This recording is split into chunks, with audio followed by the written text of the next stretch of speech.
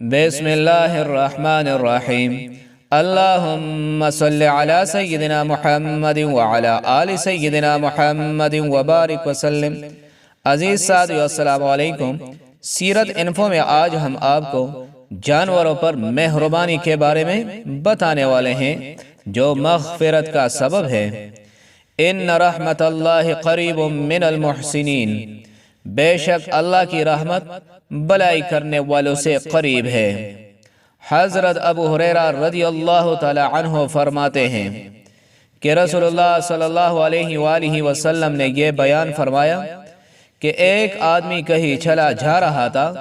جب اسے پیاس لگی تو ایک کنویں میں اتر کر پانی پیا.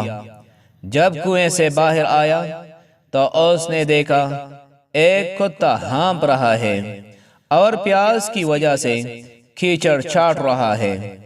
اس نے سوچا اس کتے کو بھی ویسے ہی پیاس لگی ہوگی جیسی پیاس مجھے لگی تھی. اس نے مودا نکالا، اس میں پانی بھرا اور منہ میں لے کر اوپر چڑھ آیا اور کتے کو پانی پلایا. فشکر اللہ لہ فغفر لہ، اللہ تعالی نے اس کی ایسی عزت افزائی فرمائی کہ اس کی بخشش فرما دی. لوگوں نے عرض کیا یا رسول اللہ صلی اللہ علیہ وآلہ وسلم، کیا جانوروں میں بھی ہمارے لیے اجر و ثواب ہے؟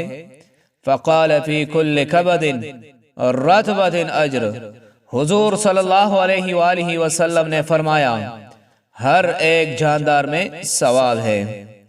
عزیز ساتھیو، سیرت انفو میں آج کا ہمارا موضوع اختتام کو پہنچا. اگلی ویڈیو میں ایک نئے موضوع کے ساتھ پھر حاضر خدمت ہوں گے.